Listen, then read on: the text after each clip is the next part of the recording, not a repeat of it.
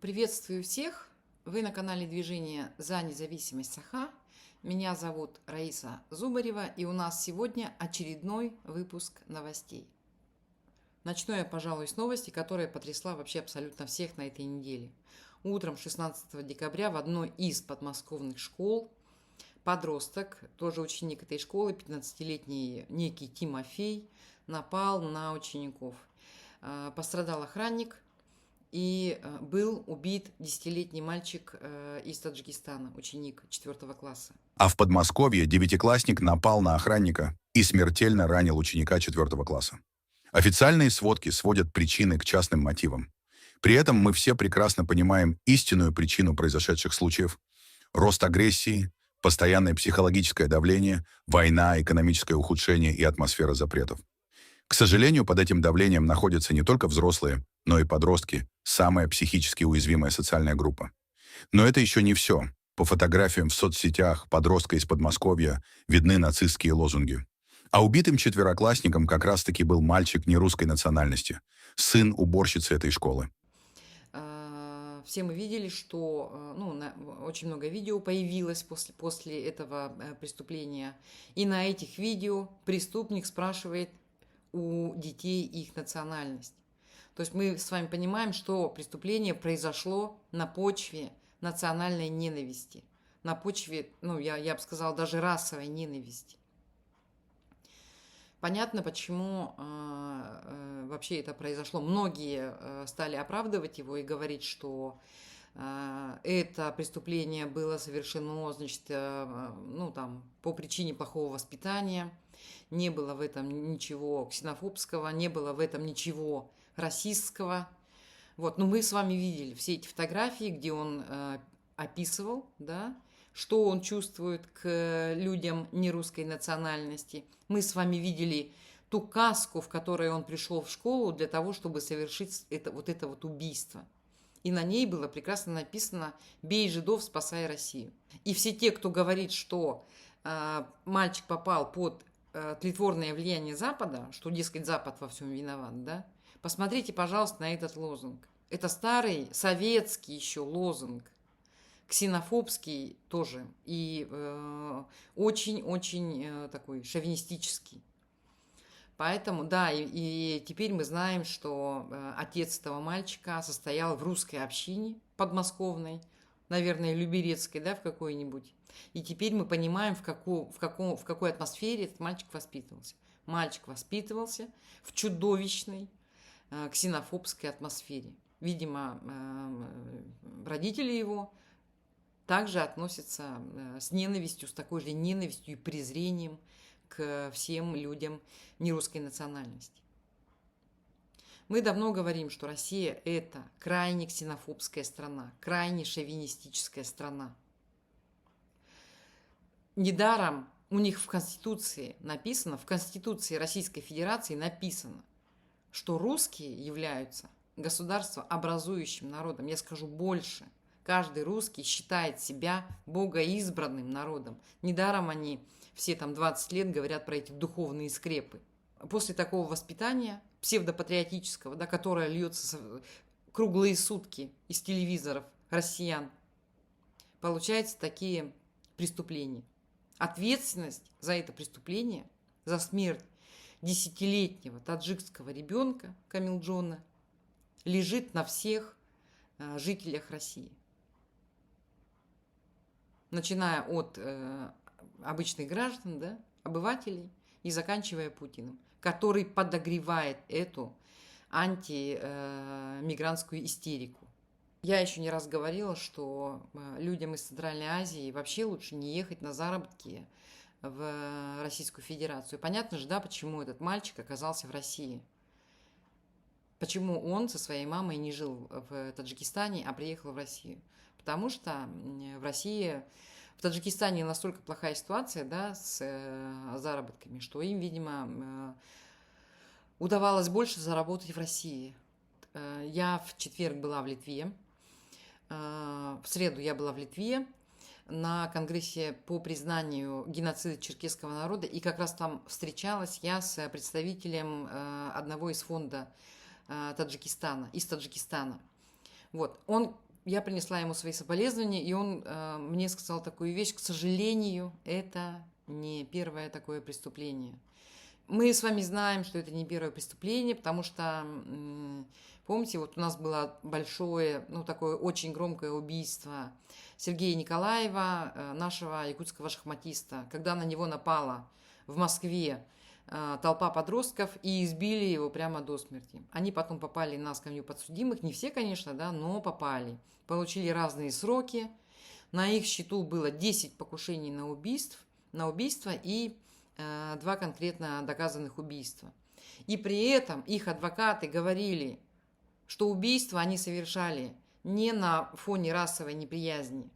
Они совершали эти убийства, потому что они попали под влияние неких взрослых, которых никто так и, значит, не поймал и не посадил на скамью подсудимых. Мы же с вами понимаем, что на месте этого таджикского мальчика во вторник, 16 декабря, мог оказаться любой другой мальчик нерусской национальности. Это мог быть мальчик из республики Саха, это мог быть мальчик из Бурятии, из Тывы, из Калмыкии. В общем, любой мальчик, который не похож на русского, на государство образующего человека. Вообще у русских, я уже не раз это говорила, да, особенность такая. Они считают себя богоизбранным народом. С молоком матери они впитывают вот это вот чувство богоизбранности. И со страшным презрением относятся ко всем остальным нациям, особенно к жителям Центральной Азии. Если мы еще не русские, которые проживают на территории России, можем им показать свои, значит, российские паспорта, и тем не менее все равно мы попадаемся, значит, под эту ксенофобскую волну, то жителям Центральной Азии, которые приезжают в Россию на заработки, потому что у них ситуация в стране экономическая хуже, чем в России, да, так они эту ненависть получают по полной программе. Это люди, мы для них, да, люди второго сорта. Мы для них, для русских, люди второго или даже там третьего и пятого сорта. И смотрят на нас они все с презрением. Не зря они нам не сдают квартиры в центре России, да, в Москве, в Санкт-Петербурге, в Екатеринбурге, в Новосибирске. И даже во Владивостоке были такие объявления: сдаем только славянам. И не зря мы в свой адрес слышим чурки. Разные ксенофобские страшные оскорбления. Езжайте в свою страну. Хватит ехать к нам в Москву. Очень сомнительно, что какие-то выводы сделает российская власть. Очень сомнительно, что какие-то выводы сделают люди. Они снова все будут рассказывать, что это тлетворный Запад виноват. И продолжат разжигать ненависть с экранов. Ну и следующая новость, которая буквально вот свеженькая. Это произошло вчера. Была большая пресс-конференция итоговая, ну, по итогам года президента Российской Федерации Владимира Путина, на которой 2 якутским журналистам, пропагандистам, удалось задать Путину вопросы. Давайте посмотрим. Якутский зетник и пропагандист Талбан знатно лизнул Путину, задавая сегодня свой вопрос на ежегодной пресс-конференции о том, какой бы шеврон нацепил на себя Путин в год единства народов. Я как военный корреспондент не понаслышке знаю, что наши бойцы за Родину сражаются плечо к плечу, независимо от национальности, вероисповеданий, и они носят шеврон «Я русский, Бог с нами». Несмотря на национальности, какой шеврон вы бы одели в год на единения народа? Путин на этот вопрос не ответил, потому что никаких шевронов не будет. Они для тех, кто воюет, умирает и возвращается домой без рук и ног. Президенту это ни к чему. Ему важнее образ, заботливый и великодушный. Мы проводим целенаправленную политику поддержки культуры, языков народов России. Это делается и в школах, в средствах массовой информации, в литературе. Якутский народ очень талантливый. Кинематография тоже развивается в Якутии здорово. Якутия вообще хорошо развивается, активно развивается. Но... Якутская журналистка Анна Ярыгина попросила Путина вернуть тариф на электроэнергию для социальных объектов в арктических улусах республики. Хотя бы чуть-чуть его компенсировать, потому что он повысился в 10 раз за последние 4 года. У нас в Якутской Арктике тариф на электричество для больниц, школ и других социальных учреждений увеличился в 10 раз за последние 4 года. С 5 рублей до 50 рублей за киловатт-часов. Конечно, это колоссальная нагрузка. При этом остается высоким уровень аварийности. А вы знаете, что у нас на севере и в Арктике аварии это сродни катастрофе. И такая вот просьба, возможно ли нам вернуть дальневосточную надбавку взамен той, что существует сегодня в урезанном виде, хотя бы на территории Арктики. Путин на это ничего не ответил. Вместо этого он пустился в пространные объяснения и очередные похвалы. Какая же у нас развитая республика? Что касается энергетики, очень важный вопрос для северов, в целом для Якутии в частности. Я обещаю вам, что обращу на это внимание. В Якутии хорошо развивается угольная составляющая энергетики, но можно и нужно подумать о других источниках. Такая работа идет, и это в том числе и по линии целевых городов, где должна создаваться инфраструктура соответствующая, и социальная, и экономическая. Сейчас не буду вдаваться в детали, но эта тема понятна и известна, и мы обязательно ей будем заниматься. В том числе и развитию экологичных источников, современных источников энергии. Но не будем забывать и про газовую, про нефтяную, углеводородную, так скажем, генерацию. Там топочным мазутом много не натопишь, это все очень дорого. Но точно совершенно будем развивать возможности сетей, сети нужно развивать, так и генерации. Обязательно этим будем заниматься. В Якутии очень важно, потому что это кладезь, на самом деле, полезных ископаемых. Там есть над чем работать, и составляющая энергетики тоже будет в центре нашего внимания. Не сомневайтесь. Ваш вопрос я отметил, и мы этим позанимаемся. Понятно, что деду плевать и на Арктику, и на республику в целом, и на ее жителей. Ну, два вопроса от Республики Саха, и два мы с вами увидели показательных достаточно ответа. Вернее, два ухода от ответов. Вопрос Талбана Кулисова, он был такой подхалимный, да. Но я так понимаю, что они, видимо, там распределили между собой вопросы, с ними еще были два журналиста, и, видимо, они между собой разделили вопросы. Ну и кому какой вопрос достался, тот такой и задал. Абсолютно унизительный по форме вопрос Колесова. И, ну, такой, как бы, проходной, да. Ну, он, конечно, социальный вопрос, конкретный, да, вопрос Ярыгиной. Но и тем не менее, она ответа никакого не дождалась. Что тоже, на мой взгляд, очень унизительно для якутских, для республиканских или там, вернее сказать, региональных представителей, да. Реакция Путина на оба вопроса, ну, она была одинаковая. Начались пространные, значит, рассуждения о том, какая республика развивающаяся, как у нас все хорошо, и, значит, язык они поддерживают, да, язык поддерживают, и, в общем, и в школах, и в СМИ, и везде, и все у нас хорошо, и кино у нас развивается, и нефть у нас добывается. И, в общем, под конец на вопрос Ярыгиной Путин ответил, что мы примем во внимание ваш вопрос. Вы видели этот ролик, да? 25 лет у власти, Путин принимает во внимание этот вопрос. 25 лет Арктика вот находится в таком состоянии, как вы видели на нашем видео.